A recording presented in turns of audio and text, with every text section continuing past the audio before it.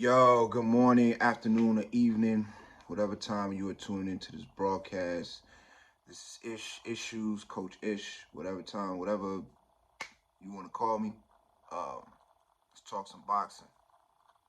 All right, so I'm fresh off of watching the Shakur Stevenson, Edwin Santos fight. I didn't get a chance to watch it full time, and I apologize to my viewers. My schedule has been crazy lately, so I actually got two videos that I uploaded, and that I recorded that I haven't even uploaded yet. You know what I'm saying? So my schedule has been insane. So, you know, for now, man, and you know what I'm saying, like for all the people who support me, you know what I'm saying, like, subscribe, share, you know what I'm saying, comment, you know what I'm saying, it boosts the algorithm. My channel's not monetized right now. It hasn't really been my focus though. You know what I'm saying? I don't really do this to get money from it. If I am able to grow the channel to the point where I can get money from it and I can cut down on some of the other stuff that I do, that'd be great. You know what I'm saying? But I make my money outside of here, so I'm not really.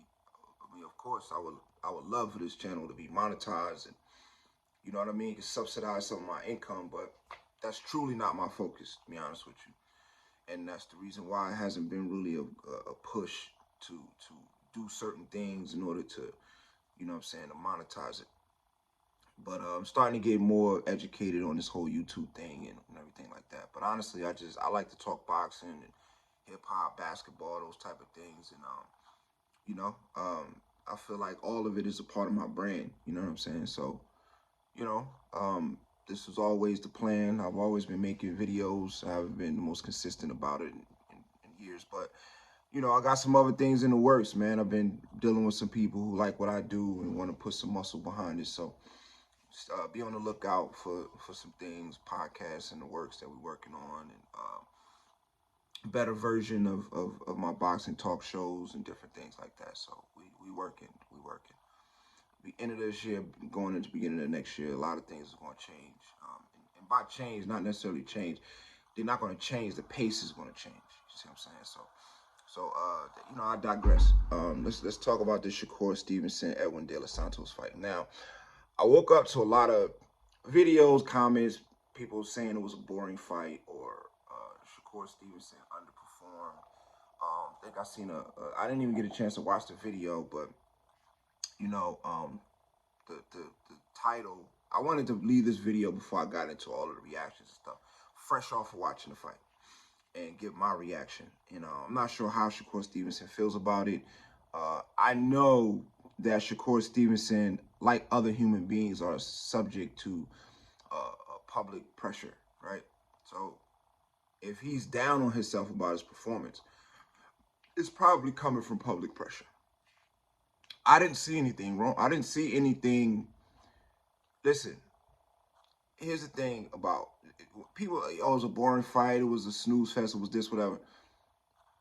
Those are people who've never boxed before. Those are people who never boxed and never really trained, like never really trained under a trainer, really trained. Not took some boxing classes. There's a lot of places you can go and take boxing classes and do boxing exercises and boxing drills and boxing-based cardio workouts and, you know what I'm saying, boxing. It's different than learning how to box, learning the sweet science. In boxing, sometimes the fights are exciting. Sometimes the fights are boring. Okay? The only difference in the two, really, is about fan appreciation. In fan appreciation, the fans the fans that move the needle are the casual fans. Real boxing fans don't move the needle because we're a minority. The ones who really, because it's really hard to understand the sport as it should be understood unless you participated in it. Let me say that again. It's very hard. I'm not saying it's possible. I'm not saying it's impossible. It's hard to really gauge an understanding of boxing the way it's supposed to be understood unless you've participated in it. There's a lot of nuances about this about the art form, not the sport, the art form, that a lot of casuals miss. Okay? Now, with that being said, I did pick up on Shakur Stevenson flaws. I seen some flaws in this. This was a good fight from the standpoint of, because it was so technical and slowed down.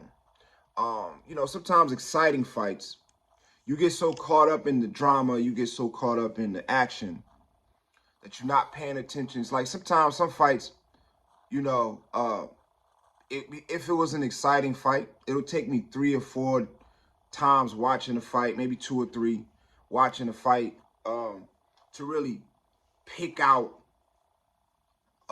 just different technical flaws or different things that you can learn from. Whether don't do that or that was good, you can learn from that, right? Now, I did notice a flaw in Shakur Stevenson's armory. I noticed the flaw. And it's a flaw that honestly he needs. And it's crazy because, like, I think very highly of Shakur Stevenson. And, you know, I think he's a tremendous young talent. I think he's a tremendous fighter. And I think the people in his corner has done a tremendous job with him. So I make the statement with all due respect. This is just what I see. Shakur Stevenson doesn't fight well on the back foot. He doesn't fight well on the back foot. And part of the reason that he doesn't fight well on the back foot is that he does not transition to going backwards properly. Okay? And he did this every time. And it was just, he retreats backward. First of all, he makes 2 fundamental mistakes. 2. Number 1, he goes straight backwards. And, you know, I saw him trying to adjust to that. I think his coach told him, I don't know what his coach told him, because I wasn't paying attention to the corner instructions, right? But at a certain point, he stopped retreating backwards all the way and started retreating backwards and then coming forward to smother, or just stepping forward and smothering. But it's because his retreat backwards is flawed. Let me tell you what I mean. When Shakur Stevenson goes to go backwards, he puts all his weight on his back foot, pushes off with the back foot backwards, like jumps back on the back foot backwards, and then brings the... So when you push off on the back foot, you bring the front foot first, and then the back foot steps back. Right? So as soon as it's time for him to go backwards, he's leaning back on that back foot. He puts all the weight on that back foot, and it sort of hops backwards. Okay? What that does is it causes a brief break in your offensive capability. In that moment, you're sacrificing good potential offensive output for a quick escape. But if you step backwards properly, you can still escape and can throw, right? So in my mind, in my eyes, based on what I've been taught and what works for me, you step your back foot back first. When you go to escape, you pull your back foot back, and then you pull your front foot back. Okay? Back foot pulls back, so you almost step back into a lunge, right? Back foot, front foot. The back foot pulls back almost into a lunge. Soon as that back foot pulls back, the head goes with it. Okay? The back foot pulls back, boom, the head goes with it. The level drop because you got wider. So the level of your head drop, right? And then the head pulls back with the foot.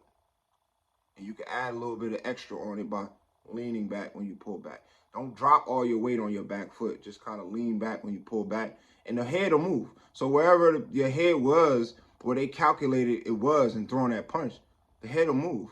And as soon as you pull your front foot back, right, now you're completely out of range, okay? And then if he keeps coming, you could do it again, right?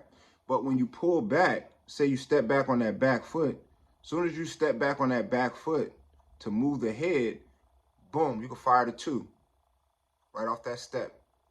And then fire the 3 or the 1 off of that step, right? But what he was doing was, let me see if I can, no, I ain't gonna, yeah. What he was doing was, he was leaning back on that back foot and hopping backwards, right? And then when De Los Santos saw that he was going back on a straight line, then he would come after him, and then Shakur Stevenson would just hop back, hop back, hop back, hop back, defend, and then reset, right? But if you step back correctly, you can fire while you're stepping back, which would totally, not only can you fire while you're stepping back, you could do things like step back, fire while stepping back, and then step off. Fire while stepping back and then step forward. Fire while stepping back and then pivot off, which gives you more offensive options because there's no break in your offense. You're always in position to fire. You know what I'm saying? So when fighters hop back, jump back, I tell people in my gym this all the time. You know what I'm saying? And De Los Santos was trying to capitalize on it, but Shakur Stevenson is a superior boxer. So he wasn't able to.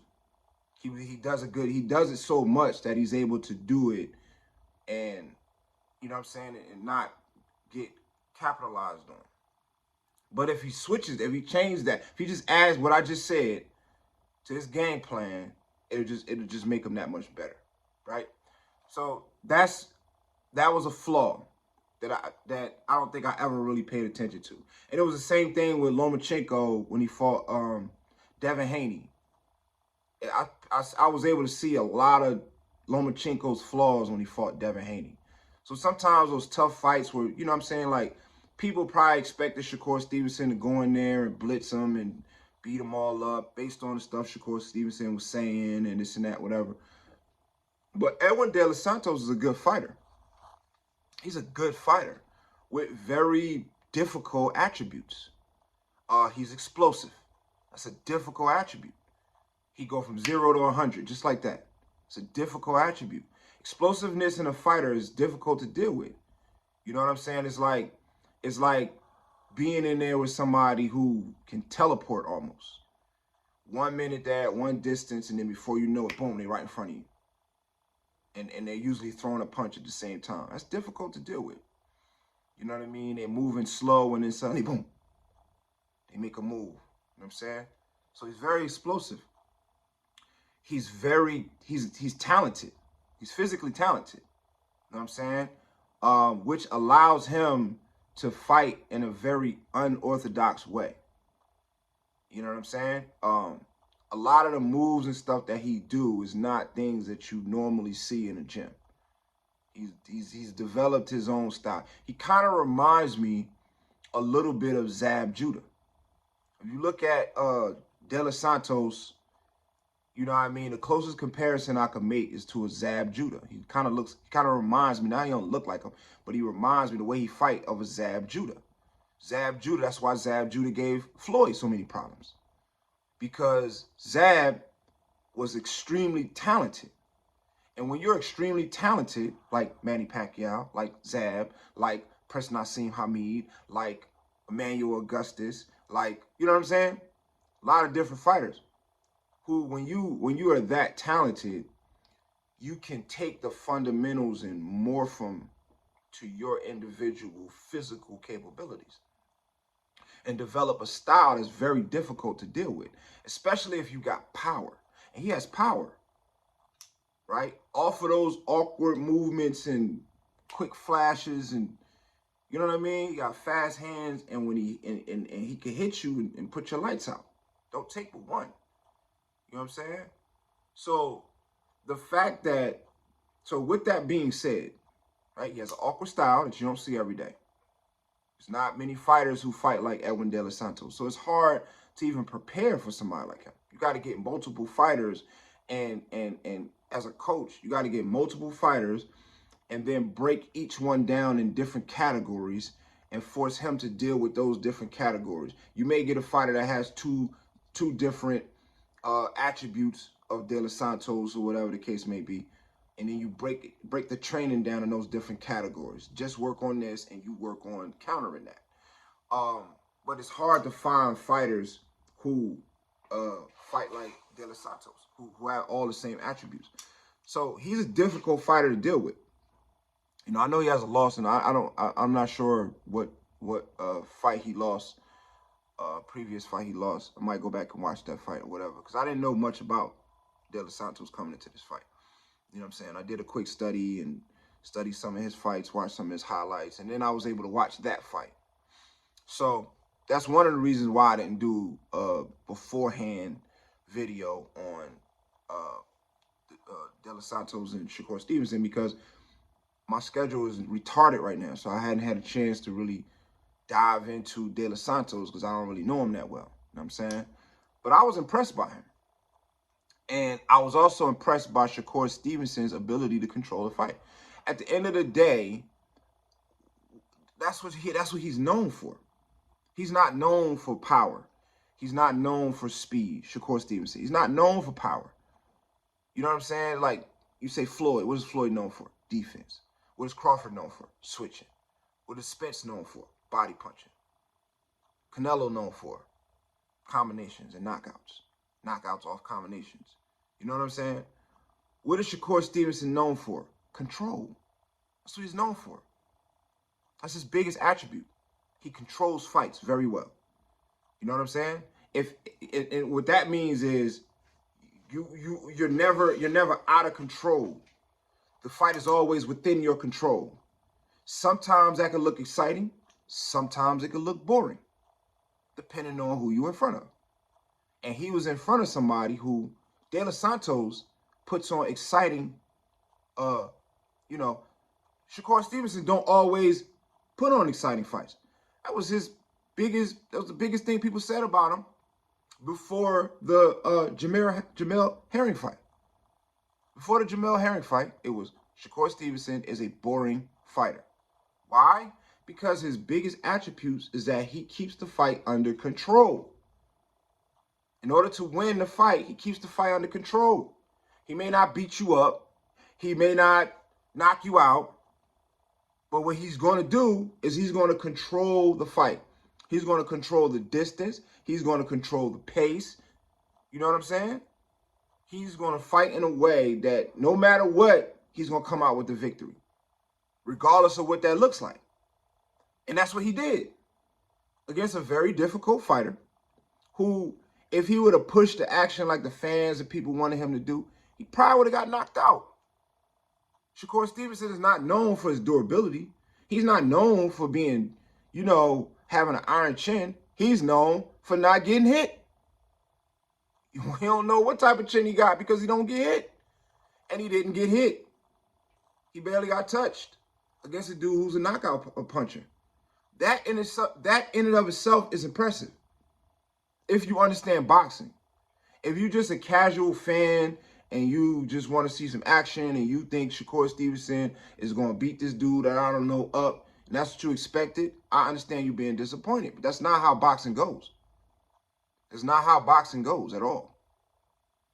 Sometimes it's boring. Anything can happen in that ring. And from what I saw, I only watched it once so far. But from what I saw, he did a really good job of controlling the fight, of negating what De Los Santos does well. Now, that may have led to, a very low offensive output, but that's what's the point in going. When you step into the ring as a prize fighter, you got two objections. One, get paid. Two, be safe enough so when you get out the ring, you can enjoy the money you just got paid. That's your objective as a prize fighter.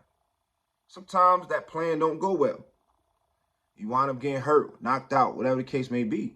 But the objection, make sure your business is straight so you get paid. And two, be in a position when you get out the ring, you can enjoy your money. You know what I'm saying? You're not supposed to go in there and get beat up. Sometimes it happens, but that's not what you're going there for. You go in prepared for it, but you don't. But the objective is to walk out safe. You know what I'm saying? So against a dude who has a potential, I've seen his highlight knockouts, his knockout highlights. Man, he one of them dudes like Zab. He's like Zab. Boop. Something quick you don't see, bang, you out. You know, Shakur Stevenson is still a human being, so he's susceptible to that. He did a good job of like I didn't see no point in that fight where there was a chance that De Los Santos was going to land something to knock Shakur Stevenson out. He did a good job of keeping the fight to the point where you know what I'm saying? I didn't see no point where Shakur Stevenson was in trouble. I didn't see no point where De Los Santos was in trouble. But hey, when you're not, Shakur Stevenson's not a knockout artist. He's a boxer. In the purest form, he's a boxer. And as a boxer, when your style, you're a boxer, you know what I'm saying? He's not even a boxer puncher, he's a boxer. As a boxer, sometimes the fights are boring, sometimes they're exciting, just like Floyd. Either one, Pretty Boy or Money. Sometimes his fights were exciting, sometimes they were boring. Because ultimately, he's just trying to control the fight. Now, Zab Judah, he's going to try to get in there and knock you out. So it's exciting. But when you have exciting fighters, they put themselves at risk for that excitement. You know what I'm saying? They put themselves at risk for that excitement. Those are the ones that are a little bit more fan-friendly. You know what I'm saying? But as a boxer, one who specializes in controlling the fight, hey, if I could keep you from doing what you do well, that's what I'm supposed to do, regardless of what that looks like. I go in there with somebody who's a puncher, who's a knockout artist, and it don't even, like, you never have a chance of knocking me out the whole fight. Even if the fight is boring, then I did my job. That's what I'm supposed to do. You know what I'm saying?